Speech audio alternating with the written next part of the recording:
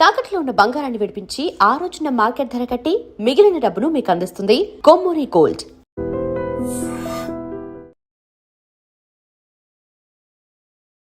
Hi hello నమస్తే, welcome back to item media. Budget 2026. So ఈ budget 2026లో already మనకి చాలా ఇంపాక్ట్ చూపిస్తున్న విషయం అందరికీ అర్థమవుతుంది. ఎందుకంటే స్టాక్ మార్కెట్స్ ఎలా పడుతున్నాయి అనేది అయి ఉండొచ్చు, గోల్డ్ అండ్ సిల్వర్ కూడా ఇంపాక్ట్ అవ్వబోతుంది. బట్ ఏ రకంగా ఇంపాక్ట్ అవ్వబోతుంది అండ్ ఇందులో ప్రైస్ హైకా లేదంటే ప్రైస్ ఏమైనా ఫాలో అయ్యే ఛాన్స్ ఉందా ఏంటి అనేది తెలుసుకుందాం ఈరోజు మన ఎపిసోడ్లో. బడ్జెట్ ఇంపాక్టెడ్ కమోడిటీస్ అనేది. సో ఇవి మనకు ఎక్స్ప్లెయిన్ చేయడానికి మనతో పాటు ఉన్నారు సర్టిఫైడ్ ఫైనాన్షియల్ ప్లానర్ అయిన అనిల్ కుమార్ బచ్చు గారు. స్వామితో మాట్లాడదాం. నమస్తే స్వామి. నమస్తే స్వామి. ఆల్రెడీ బడ్జెట్ 2026 అనేది బయటకు వచ్చింది. ఫైనాన్షియల్ మినిస్టర్ నిర్మలా సీతారామన్ గారు ఈసారి అంత ఆశాజనకంగా లేదు, ఇంకా చెప్పాలంటే మేము డిసప్పాయింట్ అయ్యాం అనే విధంగానే రిటైలర్స్, ఎనలిస్టులు అందరూ అదే చెప్తా ఉన్నారన్నమాట. మరి ఇది గోల్డ్ అండ్ సిల్వర్ మీద ప్రత్యేకంగా ఎలాంటి ఇంపాక్ట్ చూపిస్తుంది అంటారు? ఒకటి ఆల్రెడీ గోల్డ్ అండ్ సిల్వర్కి మాత్రం ఒకటి ఈ బడ్జెట్తో కన్నా కూడా ఇంటర్నేషనల్ మార్కెట్లో జరుగుతున్న పరిస్థితుల వల్ల మనకి మేజర్ థింగ్. ఎందుకంటే ప్రభుత్వం తన వైపు నుంచి లాస్ట్ ఇయర్ జూలై ఆగస్ట్లో ఆల్రెడీ ఇంపోర్ట్ కస్టమ్ డ్యూటీ ఏదైతుందో తక్కువ చేసింది. సో దట్ ఎవరైతే ఎండ్ యూజర్స్ బంగారం కానీ ఎస్పెషల్లీ బంగారానికి ఎక్కువగా ఇబ్బందులు రాకుండా ఉండడానికి చేసింది. బట్ కొన్ని థింగ్స్ మన కంట్రోల్లో ఏంటి, రూపీ వాల్యుయేషన్. సో అదొకటి ప్రభుత్వం ఇప్పుడు ఇండైరెక్ట్గా మాత్రం మనం ఎక్స్పోర్ట్స్ని స్ట్రెంగ్తెన్ చేయడం వల్ల ఇండైరెక్ట్ ఒక 6 monthsలో మనకు పక్కా ఎఫెక్ట్ కనబడుతుంది. ఏది రూపీ స్ట్రాంగ్ అవ్వచ్చు. అప్పుడు మళ్ళీ బంగారం ఇంటర్నేషనల్ మార్కెట్లో మన మార్కెట్లో పెద్ద తేడా ఉండకపోవచ్చు. ఎందుకంటే ప్రపంచవ్యాప్తంగా చూసుకుంటే డాలర్ పడిపోతుంది. బట్ ఓన్లీ మన రూపీ వీక్ అవడం వల్ల మనకు బంగారం when compare to other markets మనది కొంచెం ఎక్స్పెన్సివ్. అది ఒక వైపు నుంచి. బట్ దానికన్నా కూడా ఒక ఇంపార్టెంట్ థింగ్ ఏంటంటే బంగారం ఎందుకు పడిపోయింది, సిల్వర్ ఎందుకు ఎస్పెషల్లీ సిల్వర్ ఎందుకు పడిపోయింది. ఫ్రైడే రోజు మొన్న 35% వితిన్ ఫ్యూ అవర్స్, ఎస్పెషల్లీ అదే టైంలో జరిగింది. రాత్రి 8 నుంచి 8:30, 9 మధ్యలో లండన్ మెటల్ ఎక్స్చేంజ్ LMEలో పడిపోయింది. ఇది అందరికీ ఏంటంటే only fear of missing out వల్ల అందరూ కొన్నారు, అందరూ సడన్గా డంప్ చేశారు అని కాదు. ఇంత పెద్ద ఒక్కరోజు 35% పడడానికి ఏంటంటే కారణం ఏంటి అనేది చాలామంది అడుగుతూ ఉంటారు, తెలియట్లేదు వారికి. రీజన్ ఏంటంటే అందరూ తెలియని విలన్ ఏంటంటే ఇక్కడ అమెరికన్ బ్యాంక్ సిస్టమ్స్. ఎస్పెషల్లీ ఏంటంటే అమెరికన్ బ్యాంక్స్ ఏమంటారు డెరివేటివ్స్లో షార్ట్ పొజిషన్స్ సిల్వర్ మీద, గోల్డ్ మీద హ్యూజ్ అంటే హ్యూజ్ తీసుకున్నారు. వాళ్ళు ఎక్స్పెక్ట్ చేయలేదు. ఏషియన్ మార్కెట్స్ నుంచి అటు చైనాలో Shanghai major market, Japan, India ప్రతి చోట మెటల్స్ మీద ఎంత డిమాండ్ వస్తుంది అనుకోలేదు. అనుకోకుండా ఏంటంటే వాళ్ళు వేరియస్ ప్రైస్ పాయింట్స్ దగ్గర ఆల్రెడీ షార్ట్స్ కొని పెట్టారు. 80 దగ్గర, 90 దగ్గర, 70 దగ్గర, 60 దగ్గర. బట్ ఆగలేదు. 60 దగ్గర ఆగలేదు, 70 దగ్గర ఆగలేదు, 80 దగ్గర ఆగలేదు, 100 దగ్గర ఆగలేదు. కారణం దానికి ఎందుకు ఆగలేదు? డిమాండ్ నిజంగానే అవసరం ఉంది. పరిస్థితి ఏమైంది, రియల్ అసెట్స్ మీద జనాలు మళ్ళారు అండ్ ఇన్వెస్ట్మెంట్లు కూడా డైవర్సిఫై చేశారు అందరూ.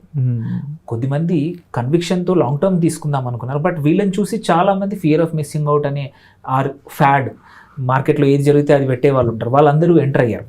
సో ఎంత ఘోరంగా ఉండిందంటే రియల్ సిల్వర్ 1 గ్రామ్ ఉంటే, అది 1 ounce ఉంటే పేపర్ సిల్వర్ అంటే షార్ట్స్ 400 ట్రేడ్ అవుతా ఉన్న ఎక్స్చేంజ్లో. అండ్ ఐరనీ ఏంటంటే అందరికీ ఫిజికల్ కావాలి, అన్ని మెటల్ ఎక్స్చేంజ్లో అన్ని చోట్ల రియల్ మెటల్ అయిపోయింది డెలివరీ ఇద్దామంటే. ఇప్పుడు ఏంటి, వీళ్ళు స్క్వేర్ ఆఫ్ చేయాల్సిందే. స్క్వేర్ ఆఫ్ చేస్తే బ్యాంకులు పోతాయి. కొన్ని $1 trillion వర్త్ షార్ట్స్ పొజిషన్స్ వీళ్ళ దగ్గర ఉన్నాయి. అవి స్క్వేర్ ఆఫ్ చేస్తే వాళ్ళ పరిస్థితి అంతే. వాళ్ళు ఏం చేశారు, ఎట్లన్నా చేసి రేట్ పడిపోతే వాళ్ళు సేవ్ అవుతారు. అందుకే వాళ్ళు ట్రై చేస్తూ ఉన్నారు. గురువారం రోజు ఒకటి ట్రై చేశారు. మీరు చూస్తే గురువారం కూడా సేమ్ టైం 8:30కి ఒక 10% లండన్ LMEలో రాత్రి 8:30కి పడిపోయింది. So that was a first indication that somebody ఎవరో ఒకరు గట్టిగా షార్ట్ స్క్వేర్ ఆఫ్ చేసుకొని పెద్ద సెల్ చేసేసి ప్యానిక్ క్రియేట్ చేద్దామని. వాళ్ళకి మార్కెట్ ట్రిగర్ చేసే అంత అవసరం ఏముంది? లేకపోతే వాళ్ళు బ్యాంకులే మూతపడతాయి. ఆల్రెడీ కొన్ని అమెరికన్ బ్యాంకులు ఎందుకంటే షార్ట్స్ తీసుకొని ఉన్నారు. ఎస్పెషల్లీ JP Morgan ఉంది, హ్యూజ్ అంటే huge $2 trillion worth of short build చేసి పెట్టున్నారు సిల్వర్ పైన. ఈ ప్రైస్ ఉంటే వాళ్ళు నష్టాలు. సో వాళ్ళు ఏం చేశారు, అందుకే క్లెవర్గా ఏషియన్ మార్కెట్స్ ఎప్పుడు క్లోజ్ ఉంటాయి రాత్రికి. అండ్ అన్నిటికన్నా డిఫెండ్ చేస్తుంది ప్రతిసారి. ఇప్పుడు 15-20 రోజులు కాదు, నెల రోజుల నుంచి చూస్తే డే టైము అంటే European time, American time markets స్తబ్దుగా ఉంటున్నాయి, ఎక్కువ పెరుగుతలేవు, కొంచెం పెరుగుతూ ఉన్నాయి. ఏషియన్ మార్కెట్స్ ఉన్నప్పుడు మాత్రం పెరుగుతున్నాయి. వీళ్ళు ఎంత తక్కువ చేసినా రాత్రి నెక్స్ట్ డే మార్నింగ్ వరకు మళ్ళీ పెరుగుతూ ఉన్నాయి. అండ్ ఫిజికల్ సిల్వర్కి మార్కెట్లో అవైలబుల్ ఉన్న దానికి హ్యూజ్ తేడా ఉంది. పేపర్ ఏమో ఎక్కువ ట్రేడ్ అవుతుంది. ఓకే, ఆప్షన్సే అనుకోండి, ఈటీఎఫ్సే అనుకోండి, అన్నింటికీ కావాలి ఫిజికల్ సిల్వర్ ఎక్కడో ఒక దగ్గర. డెలివరీ తీసుకుంటే కంపల్సరీ, లేకపోతే ఓన్లీ పేపర్ మీద ఉంటుంది సిల్వర్. బట్ ఇప్పుడు ఏంటంటే అన్యూజువల్గా అందరూ డెలివరీ కావాలంటున్నారు. సో డెలివరీ అనేవారికి అది అవ్వట్లేదు.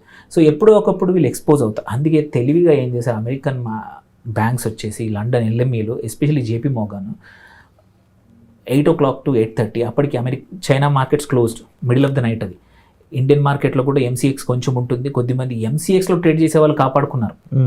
బట్ మన ఈటీఎఫ్లు బికాజ్ మార్కెట్ అయిపోయిన టైం, మిగిలిన అన్ని ఏషియన్ మార్కెట్, జపాన్ అన్నీ క్లోజ్డ్ ఉంటాయి. తెలివిగా అప్పుడు దెబ్బ కొట్టారు. అప్పుడు ఏం చేశారంటే వాళ్ళు డంప్ చేశారు. ఆ భయానికి ఏంటంటే ప్రపంచవ్యాప్తంగా నెక్స్ట్ డే కూడా అందరూ అమ్మడం మొదలుపెట్టారు. సో 35% డౌన్ చేశారు. సో దీనివల్ల ఏంటంటే అందరికీ భయం పట్టుకుంది. మనం ముందు నుంచి చెప్తున్నాం సిల్వర్ ఒకసారి 2 సార్లు డౌన్ అవుతుందని. మీరు ఎవ్రీ వీడియో మనం చేసిన వీడియోలో చూస్తే పక్క 1-2 సార్లు డౌన్ అవుతుంది. అది తట్టుకొని గుండె నిబ్బరంగా ఉన్న వాళ్ళు మాత్రమే ముందుకు వెళ్ళగలుగుతారు. లాంగ్ టర్మ్ పక్కా పెరుగుతుంది, బట్ మేబీ ఇంత పేస్ పెరగకపోవచ్చు. ఎందుకంటే ఇప్పుడు పెద్ద ఘోరం ఏంటంటే మన తెలుగు రాష్ట్రాల్లోనే కాదు మొత్తం ఇండియాలో కూడా ఇన్వెస్టర్స్ ఎంత ఘోరం అంటే ఎగ్జిస్టింగ్ బంగారాన్ని తాకట్టు పెట్టి బ్యాంకుల్లో అప్పు తెచ్చి ఆ అప్పుతో మళ్ళీ బంగారం కొన్నారు, సిల్వర్ కొన్నారు. అంటే నీకు ఎక్స్ట్రా డబ్బులతో చేస్తే ఇబ్బంది ఉండదు, నీకు ఆర్థికంగా ఎటువంటి ఇబ్బంది ఉండదు. బట్ నీ దగ్గర లేని డబ్బులు అప్పు తెచ్చి పెడితే మార్కెట్లో 35% పడిపోతే, నువ్వు అక్కడ 10% ఇంట్రెస్ట్తో తెచ్చావు, 10-11% ఇక్కడ పడిపోతే ఇప్పుడు ఏంటి పరిస్థితి? అలా లీవరేజ్ చేసిన వాళ్ళందరికీ మాత్రం క్రాష్గా అమ్మేస్తున్నారు. బట్ అదర్వైజ్ యాక్చువల్లీ చైనాలో కానీ మోస్ట్ ఆఫ్ ద ఏషియన్ మార్కెట్స్లో ఇంకా డిమాండ్ అయితే ఇంటాక్ట్ ఉంది. ఓన్లీ ఇప్పుడు 2,20,000 పడిపోయింది ఇవాళ సిల్వర్. 2.50 అనుకున్నాం మధ్యాహ్నం, ఇప్పుడు 2.20 దగ్గర ట్రేడ్ అవుతూ ఉంది. Is it correct price? తెలీదు. బట్ ఈజ్ ఇట్ పర్మనెంట్ ఇట్లా ఉంటుందంటే నో, పక్కా సిల్వర్ పెరుగుతుంది. ఈ రీసెంట్ అన్యూజువల్ రన్ అందరూ ఒకేసారి పార్టిసిపేట్ చేయడం వల్ల జరిగింది. అండ్ ఇది ఫాల్ కూడా ఆర్కెస్ట్రేటెడ్, అంటే ఒకరు అమెరికన్ బ్యాంక్స్ కావాలని కుట్ర పని చేసిన ఫాల్ తప్ప ఎటువంటి న్యాచురల్గా జరిగిన వేరే అదర్ రీజన్ ఏం లేదు. దెన్ కమింగ్ టు బంగారం కూడా అంతే. సో బంగారానికి మాత్రం ఒక అడ్వాంటేజ్ ఏంటంటే ఇట్స్ ట్రెడిషనల్లీ ఎప్పుడు కూడా ఏమంటారు, ఇప్పుడు కారం కాదు, మన త్రేతాయుగంలో కూడా బంగారమే కరెన్సీ. పేపర్ కరెన్సీకి మారవచ్చు కానీ బంగారం వెండికి మాత్రం ఎటువంటి ఇబ్బంది ఉండదు. సో నా పాయింట్ ఆఫ్ వ్యూ ఏంటంటే ఎవరైనా సరే బంగారము సిల్వర్ని నమ్మితే 100% నమ్మండి. రీసెంట్గా ఎక్కువ రేటుకు కొంటే మాత్రం బయటపడండి. ఆర్ మీకు వ్యూ ఇప్పుడు డబ్బులు అవసరం లేదంటే మాత్రం లాంగ్ టర్మ్కి అట్లా ఉంచుకోండి, కానీ ప్యానిక్ అవ్వద్దు. There is no point. ఎందుకంటే పక్కా పెరుగుతాయి. ఎందుకంటే అన్లిమిటెడ్ అయితే బంగారం లేదు, అన్లిమిటెడ్ లేదు కాబట్టి అమెరికా కానీ అన్ని కంట్రీస్ బంగారాన్ని పక్కన పెట్టి వాళ్ళ కరెన్సీకి మారకంగా వేరే యాసెట్ క్రియేట్ చేశారు. ఇప్పుడు ఏమైపోయిందంటే గ్యాంబ్లింగ్లో ఇప్పుడు మనం ట్రేడింగ్ ఎలా అయిపోయింది, ఇప్పుడు ఇది కూడా కమోడిటీస్ కూడా అలా అయిపోయింది. యాక్చువల్లీ ఏమవుతుందంటే మీరు చూస్తే ఒక పెద్ద తుఫాన్ వస్తే చెత్త అంతా కొట్టుకుపోయినట్టు ఎవరైతే సీరియస్గా లేని ఇన్వెస్టర్స్, అంటే చెత్త అనట్లేదు ఇన్వెస్టర్స్, బట్ నాన్ సీరియస్ ఏవైతే ఉంటారో వాళ్ళందరూ ఈ ఒక క్రాష్ ఇట్లాంటి 1-2 క్రాష్లతో వెళ్ళిపోతారు. బట్ ఎవరైతే సీరియస్ ఇన్వెస్టర్స్ ఉన్నారో తెలుసు వాళ్ళకి సిల్వరు, వెండి, బంగారం 2 పెరుగుతాయి. బంగారము ఎందుకు పెరుగుతాయి అంటే అమెరికా చేస్తున్న పరిస్థితులు, ఎన్ని రోజులు డాలర్ని నమ్మారు, ఇప్పుడు డాలర్ నుంచి పక్క ఆల్టర్నేట్ సోర్సెస్కి అందరూ వాళ్ళ రిజర్వ్స్లో డాలర్స్ కానీ ట్రెజరీ బాండ్స్ పెట్టేవాళ్ళు. దాని బదులు ఎందుకు అమెరికా అంతా ఎప్పుడు బాగానే ఉంటుంది, పెద్దనలా ఉంటుందని. బట్ ఇప్పుడు రీసెంట్ పరిస్థితులు చూసారు, యూరోప్ మీదనే అటాక్ చేయడానికి రెడీ అయిపోయింది గ్రీన్లాండ్. అందుకే యూరోప్ దేశాలు ఎవరి దగ్గర కూడా చాలామంది దగ్గర బంగారం నిల్వలు లేవు. వాళ్ళ దగ్గర ఫారిన్ రిజర్వ్స్ అంటే డాలర్. సో ఇట్లాంటి పరిస్థితుల్లో ఎలా ఇబ్బంది పెట్టారో చూసి అందరూ కొనడం మాత్రం తగ్గదు.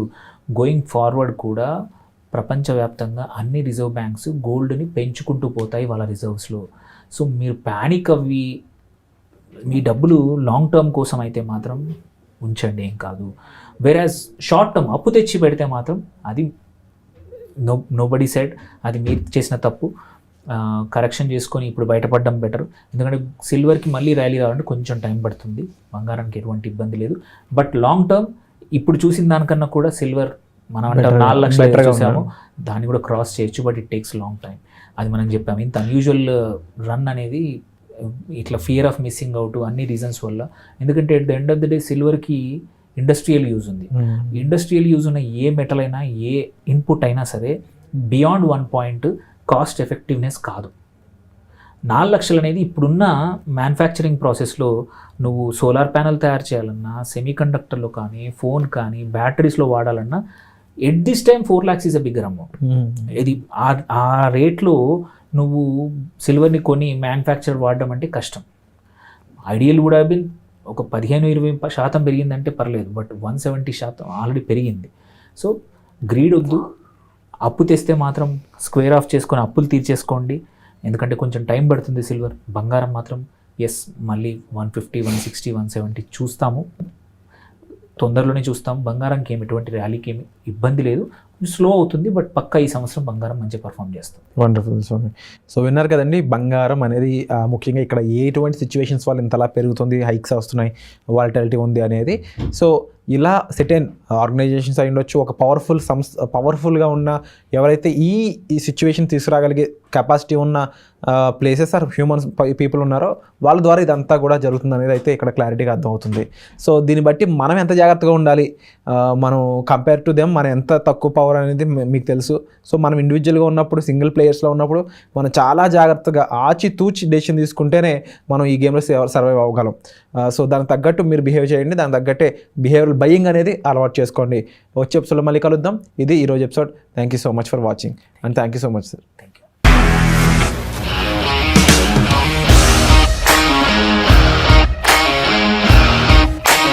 ఇండస్ట్రీలో కమిట్మెంట్ ఇష్యూస్ వస్తే నీకు కూడా వచ్చినట్టు? మార్నింగ్ తీసుకెళ్ళాడంటే కొట్టి పడేసాడు.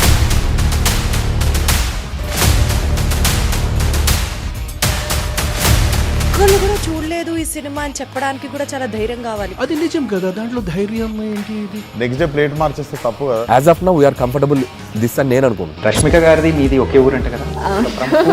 నీకు కోపం వచ్చిందంటే బాగా తిట్టేత్తరా? తిట్టేద్దామండి.